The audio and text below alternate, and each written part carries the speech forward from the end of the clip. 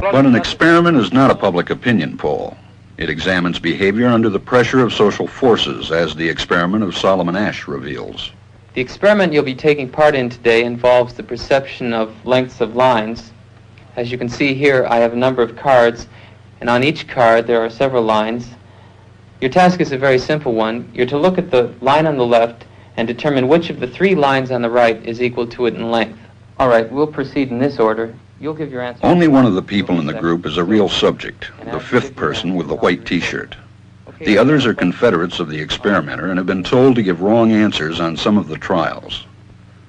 The experiment begins uneventfully as subjects give their judgments. 2, 2, 2, 2, 2, 3, 3, 3, 3. But on the third trial, something happens. 2, 2, 2. 2, 2. The subject denies the evidence of his own eyes and yields to group influence. 1. Asch found subjects went along with the group on 37% of the critical trials. But he found through interviews that they went along with the group for different reasons. 1. 1. They must be right. There are 4 of them and 1 of me. 1. This subject's yielding is based on a distortion of his judgment. He genuinely believes that the group is correct.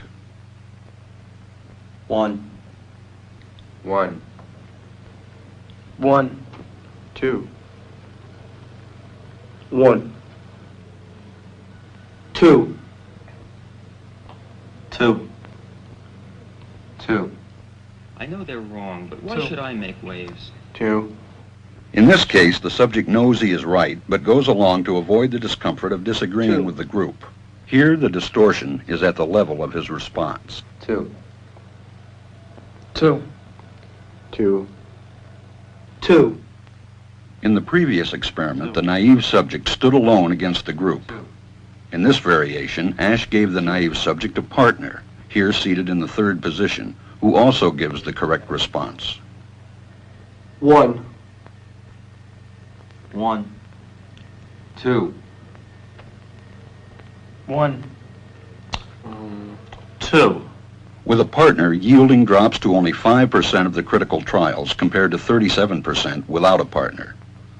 Although subjects report warmth and good feeling toward the partner, they typically deny that he played a role in their own independence. The partnership variation shows that much of the power of the group came not merely from its numbers, but from the unanimity of its opposition. When that unanimity is punctured, the group's power is greatly reduced. Sometimes we go along with a group because what they say convinces us they are right. This is called informational conformity. But sometimes we conform because we are apprehensive that the group will disapprove if we are deviant. This is called normative conformity. The strength of the normative factor is shown in another variation carried out by Asch. In this variation, the subject is told that because he had arrived late, he would have to write his answers. Subjects in this private response experiment are exposed to the same amount of misleading information as other subjects, but they are immune from any possible criticism by the group. 1. 1. 1. And this enormously reduces the pressure to conform. Conformity drops by 2/3. Asch's experiment is a classic. It reveals how people will deny what they see and submit to group pressure. It allows us not only to observe conformity, but to study the conditions that increase or reduce its occurrence. To answer that question, we set up a hidden camera experiment to see if this woman would stand up at the sound of this tone, simply because everyone else is. You might be thinking you'd never go along with this. Or would you?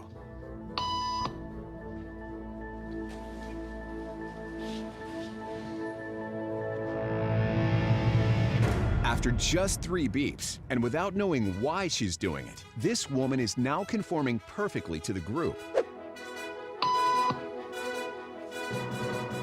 But what happens if we take the group away?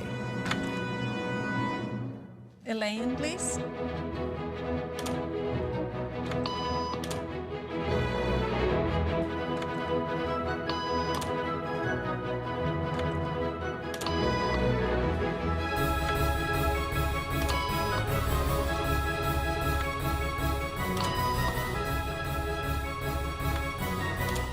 Okay, now she's alone. The crowd is gone and nobody is watching her, except our hidden cameras. What do you think she'll do?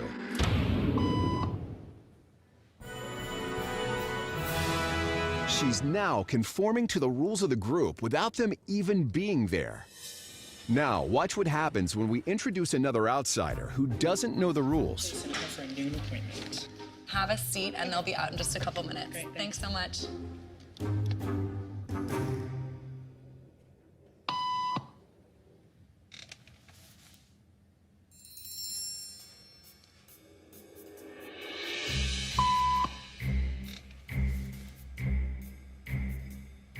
Why was it?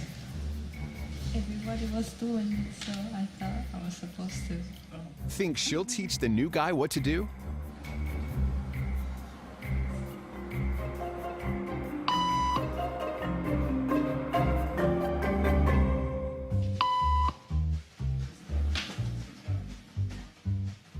We kept the cameras rolling as more unsuspecting patients arrived.